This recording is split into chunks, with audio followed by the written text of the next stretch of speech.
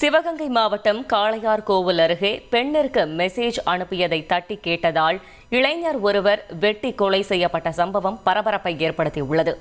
இந்த கொலை சம்பவத்தை கண்டித்து உறவினர்கள் சாலை மறியலில் ஈடுபட்டு உள்ளனர். இதுகுறித்த கூடுதல் தகவல்களை செய்தியாளர் சுந்தர் வழங்கிட கேட்கலாம். சுந்தர், வணக்கம். மறியலில் ஈடுபட்டு உள்ளவர்கள் என்ன தெரிவிக்கிறார்கள்? கள தகவல்களை சொல்லுங்க. பெண்ணிற்கு மெசேஜ் அனுப்பதை தட்டி கேட்ட இளைஞர் வெட்டி கொலை செய்யப்பட்ட சம்பவம் பெரும் பரபரப்பு ஏற்பட்டிருக்கு. சிவகங்கை மாவட்டம் காளையார்கோவில் அருகே பெண்ணிற்கு மெசேஜ் கொண்ட இளைஞர் ஒரு 5 பேரை கொண்ட கும்பல் வெட்டி படுகொலை நிலையில குற்றவாளிகளை கைது செய்ய கோரி உறவினர்கள் சாலை மறியலில் ஈடுபட்டிருக்காங்க. மாவட்ட எஸ்பி சமாதானப்படுத்தியதை தொடர்ந்து கலைஞர் சென்றிருக்காங்க. காளையார்கோவிலை அடுத்து உள்ள பத்திரை எழுத்துறது அலுவலகம் நடத்தி வருவது தான் பிள்ளப்பனு. இவரோட கடையில பணிபுரிந்து வரும் பெண்ணிற்கு வளையம்பட்டி கிராமத்தை சேர்ந்த ஜனா என்பவர் மூலம் செல்போன் மெசேஜ் அனுப்புவதா கூறப்படுது.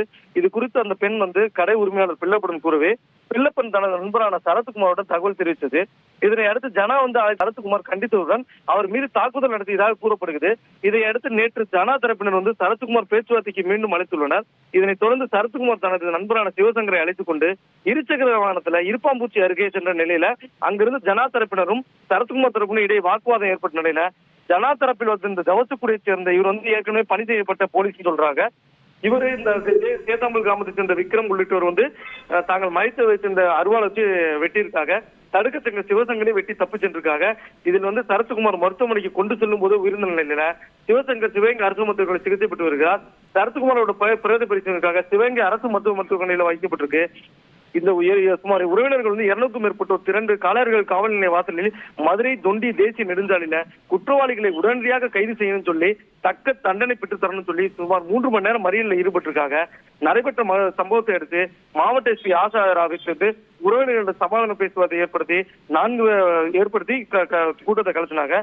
குற்றவாளிகள் 4 பேரையும் பிடித்து விசாரித்து வருவதாகவும் தகவல் தெரிவித்திருக்காங்க. தகவல்களுக்கு நன்றி சுந்தர். இறந்த சரத்குமாரின் மனைவி அளித்த பேட்டியை பார்க்கலாம். பேரை சொல்லி சொல்லி என் புருஷனை மிரட்டினாங்க, வெட்டுறேன்னு சொன்னாங்க, வெட்டிட்டாங்க. அதே மாதிரி என் புருஷனோட உயிருக்கு என்ன உத்தரவாதம்? எஸ்பி சொல்லியிருக்காரு. அந்த ஒரு காரணத்துக்காக இன்னமும் என் மனசை நான் தேத்திட்டு இருக்கேன். எனக்கு நியாயம் கிடைக்கணும். கண்டிப்பா எனக்கு வேற எதுவும் வேணாம். எனக்கு கோரிக்கை, அவனுக்கு அவன் ஆயுள் தண்டனை வெளியவே வரக்கூடாது. அவன் தவசக்குடி பிரபு வெளியவே வரக்கூடாது. அவனுக்கான முடிவு எனக்கு தெரிஞ்சே ஆகணும். அவன் உயிர் போகணும். எனக்கு என்கவுண்டர் வேணும். அவன் மாதிரி 13 கேஸ முடிச்சிருக்கான். அதே மாதிரி 14வது கேஸ் என் புருஷனா போயிடக்கூடாது. எனக்கு அது மட்டும் தான் வேணும். நான் தவிச்சு நிக்கிற மாதிரி எதுவும் எந்த பொண்ணும் நின்ற கூடாது. அதே மாதிரி எனக்கு அவன் என்கவுண்டர் போயிடணும். அவ்வளவுதான்.